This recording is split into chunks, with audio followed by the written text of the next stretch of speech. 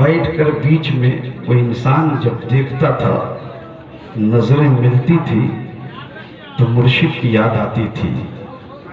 بہرحال وہ درد ہے، بیان نہیں کیا جا سکتا، اور جناب تنہا نے وہ کلام سنا کر کے دل کو اور ریزہ ریزہ کر دیا ہے۔ کاش جب جناب رحمت علی قادری بزم میں ہوتے اور تنہا بڑیار پوری پڑھتے تو ایسا محسوس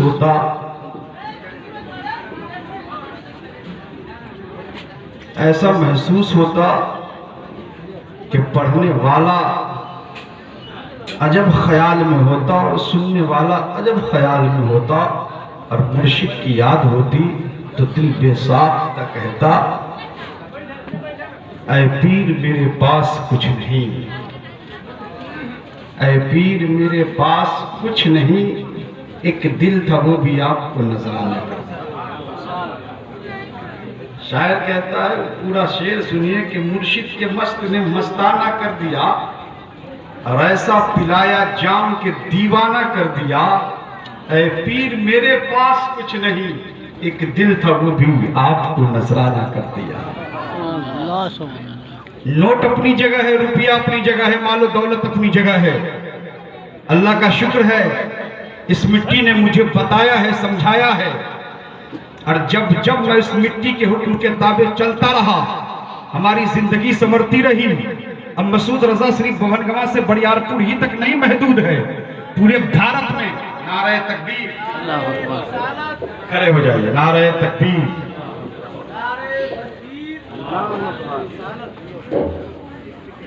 اپنے مرشد کی زیارت کر رہے ہیں، اور ان بزرگوں کو دیکھنا بھی عبادت ہے۔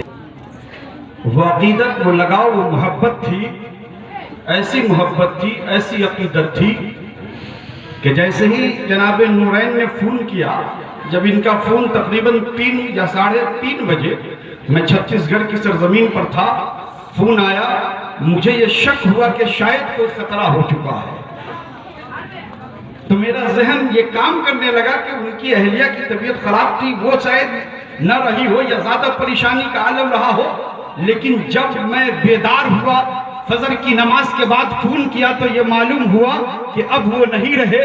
دل کو بڑی تکلیف ہوئی، چونکہ ان کی عقیدت، ان کی محبت، یوں کہہ لیا جائے کانٹی کے علاقے میں جب بھی مسعود رضا حنیفی کہیں بھی آتا تو بریارپور کی سرزمین پر ضرور آتا، بریارپور کی سرزمین پر ضرور آتا، اس لیے آتا کہ بریارپور کی سرزمین سے وہ خوشبو آتی ہے کہ وہ خوشبو، جس خوشبو کو تیغ علی نے سونگا تو شاہ عبدالرحیم عطا کر دیا، شاہ عبدالرحیم عطا کر دیا۔ شاہ عبدالرحیم جب یہاں اس سرزمین پر آئے تو آنے کے بعد آپ کو معلوم ہے، آپ بھی جانتے ہیں، میں بھی جانتا ہوں کہ ان کی پیدائش یہاں کی نہیں ہے، یہ رہنے والے یہاں کے نہیں ہیں، لیکن واہ عبدالرحیم شاہ آپ کو دے دیا، آپ کو کیوں؟ اس لیے دیا کہ میرے عاشقوں، کل بھی تم خالی نہیں تھا، آج بھی خالی نہیں ہے، اشوب قیامت تو خالی نہیں ہے۔ اور یہی وجہ ہے کہ شاہ عبدالرحیم جیسی شخصیت سرکار سرکاہی کے فیض سے ہمیں عطا کر دیا گیا ہے۔ یہ مبالغے کی بات نہیں ہے، جناب رحمت علی قادری جب اس دنیا میں تھے تو ہر حرف پر، ہر ایک انداز پر، ہر ایک بات پر، ہر ایک الفاظ پر وہ غور لگا کر سنتے، اور جب تقریر کے بعد کہتے مسعود رضا، یہ دل کہتا کہ شاید کچھ نصیحت ہونے والی ہے۔ تعریف تو سب کرتے ہیں، عقیدت سے نصیحت کوئی کرتا ہے، محبت سے نصیحت کوئی کرتا ہے۔ نصیحت کے بھی بہت سارے دستور ہے، کوئی بغض میں کرتا ہے، کوئی عداوت میں کرتا ہے، کوئی حسد میں کرتا ہے، کوئی جلن میں کرتا ہے، لیکن جناب رحمت کی جو اصلاح ہوتی نہ وہ حسد ہوتا، نہ وہ بغض ہوتا، بلکہ پوری محبت ہوتی۔ محبت ہوتی اور عقیدت ہوتی. بہرحال تو محفل نہیں ہے لیکن یہ دل کا درد تھا جو دل کے اندر ایک یوں کہہ لیجئے کہ وہ ابال کھا رہا تھا. اس درد کو کب بیان کروں, کب بیان کروں.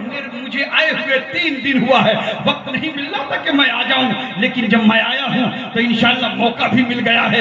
بہرحال میں آپ کو یہ کہنا چاہتا ہوں کہ آپ کی جو مٹی ہے, آپ کی جو تعلیم ہے, آپ کی جو تربیت ہے, آپ کا جو رہنے کا مقام ہے, آپ کی جو جگہیں ہیں, یہ خالی جگہ نہیں ہے, یہ ایسی ویسی جگہ نہیں ہے. یہاں سرکار سرکاہی کا آنا ہوا ہے, یہاں حنیف ملت کا آنا ہوا ہے, یا شاہ عبدالحفیظ صاحب رحمت اللہ علیہ کا آنا ہوا ہے, یہاں مستانسہ کا آنا ہوا ہے, دیگر اسلاف کا آنا ہوا ہے. اور ان لوگوں نے جب اپنے قدم کو رکھا تو اس مٹی کو جہالت میں نہیں چھوڑا, اس مٹی کو ہی میں چھوڑا ہے, اس مٹی کو کیا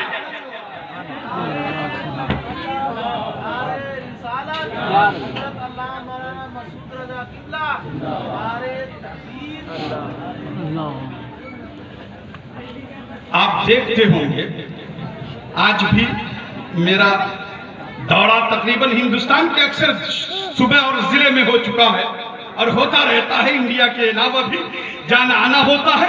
لیکن جو پیر سے لگاؤ, محبتیں, عقیدتیں, الفتیں, پیار جو بریارپور کی مٹی سے آتی ہے, ہمیں ہندوستان کے کسی کو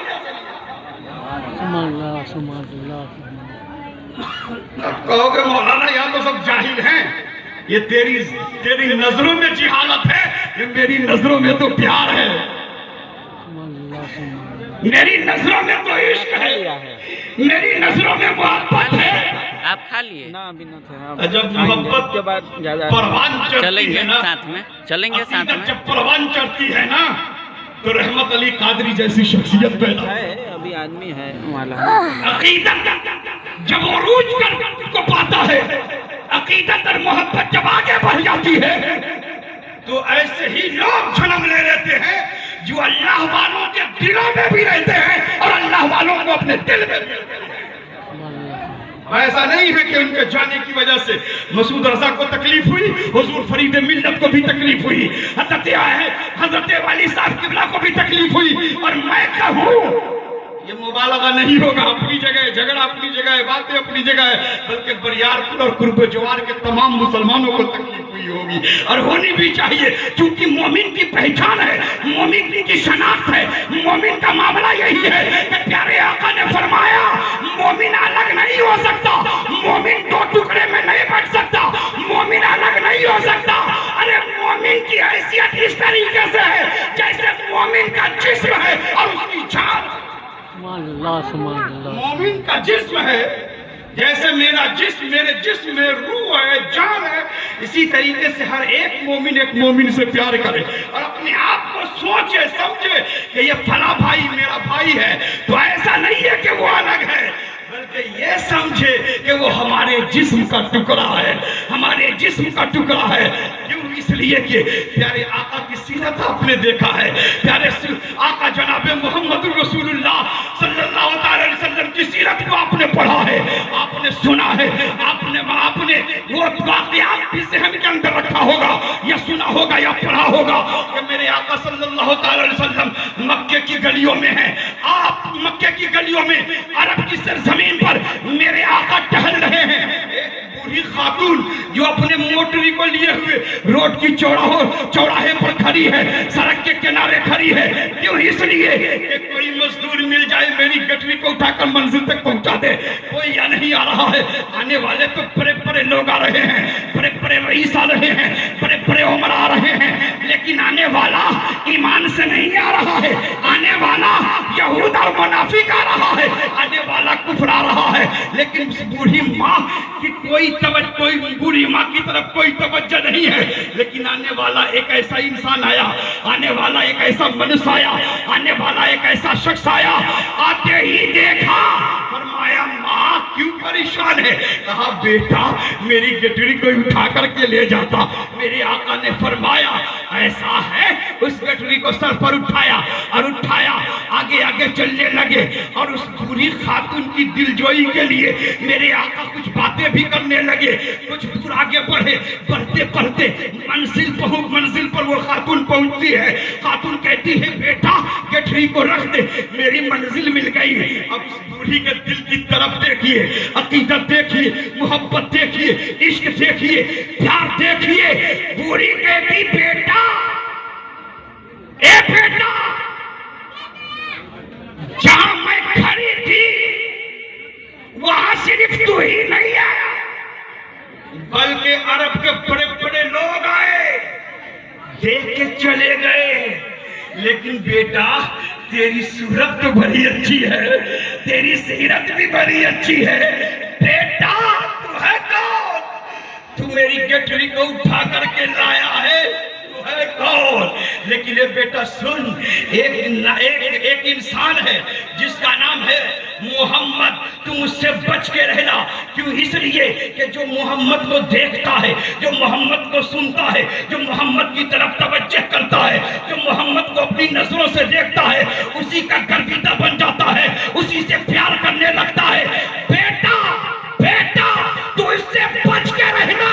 جیسے ہی بوڑھی کی آواز ختم ہوئی تو میرے آقا مسکرائے, فرمایا ماں جسے لوگ جادوگر کہتے ہیں میں وہ محمد میں وہ محمد ہوں. اب بلا بتلاؤ اس بوڑھی کا حال کیا رہا ہوگا؟ دل پہ ہاتھ رکھ کے سوچے تو صحیح. کوئی آپ کو پریشانی میں مدد کر دے, کوئی آپ پریشان ہو رہے ہیں, کوئی آ کر کے آپ کی پریشانی کو دور کر دے, آپ کے اندر آپ کا دل چوڑا ہو جائے گا, آپ کی عقیدت چوڑی ہو جائے گی. کہیں گے آپ دل پر اسے اپنے گھر میں بیٹھائیں گے, کرسی دیں گے, پانی پلائیں گے. بوڑھی کا دل باغ باغ ہو گیا. کہنے لگی بیٹا اس عرب میں بڑے بڑے لوگ جب ہماری مدد نہیں کر رہے تھے تو عبداللہ کا بیٹا مدد کرنے آ گیا. اے بیٹا اب تم جیسا کوئی ہو نہیں سکتا ہے, لہٰذا تم مجھے کلمہ پڑھا اور اسلام میں داخل کر دے. ہم اس نبی کے ماننے والے ہیں, ہم اس رسول کے ماننے والے ہیں. تو اب آئیے میں آپ کو یہ بتانا چاہتا ہوں میرے بھائیوں, عقیدت رکھیں آپ, محبت سے پیش آئیں آپ. کیوں؟ اس لیے عقیدت ضروری ہے, محبت ضروری ہے. آپ نہ فرقے میں بٹیں, آپ نہ ذات برادریوں میں بٹیں, بلکہ اگر بٹنا ہے تو کفر اور اسلام پر بٹیں اور اپنے نبی کی محبت, نبی کے قول, نبی کے طریقے کو اپنے سینے میں لے کر آگے بڑھیں. آپ کی منزل جنت ہوگی. شرط ہے کہ آپ سیرت مصطفیٰ